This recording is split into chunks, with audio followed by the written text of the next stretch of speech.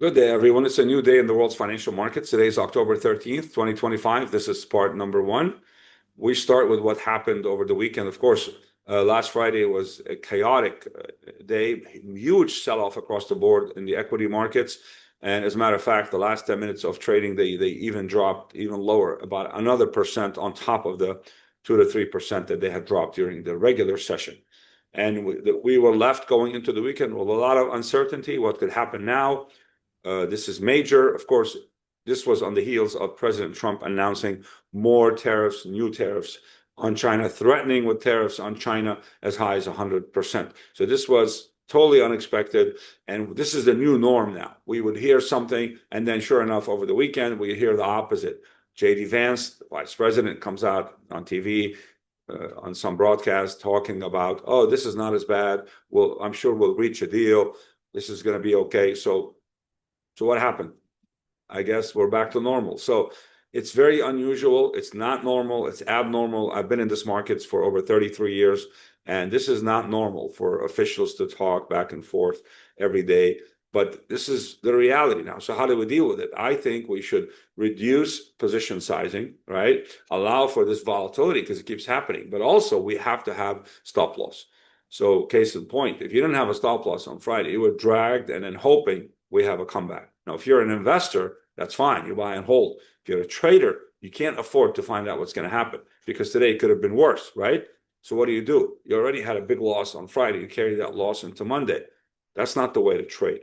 So we believe we should be aware and use risk control. So what's a normal risk control? I always use 40% of the average range. The average range on gold now is up to $67.50. So I'm going to use about up to $27, move against my position to exit. Of course, I have to have the right size. So if I figure out what is the right size, if I lose $27, given my account size, what would I lose percentage-wise on the account? I don't want to lose more than 2 to 3% max. Okay, this is me being aggressive too. I don't want to get killed on one trade. So that's how we do it. As far as NASDAQ, 400 points a day, 400. So your 40% of that is 160.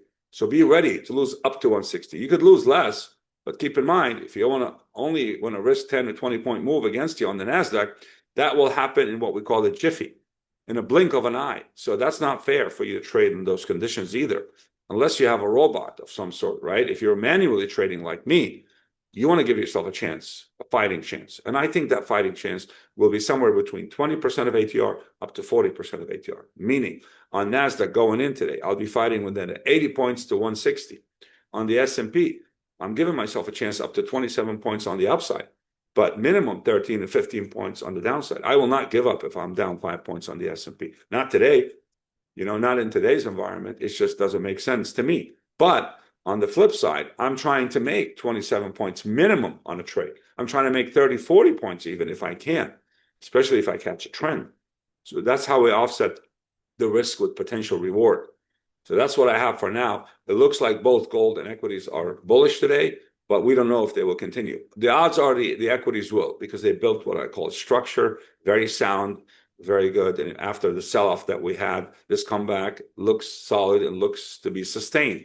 But we accumulate data from about 3 a.m. Eastern time till about 9 a.m. And then we use back testing to figure out what is the best course of action for the rest of the day, or at least for the next 4 hours after that. So we will not know what direction we will be trading in until then. Could be bullish, could be bearish downtrend, it could be sideways. And each direction has its own set of tools and parameters that we use to conduct our trading.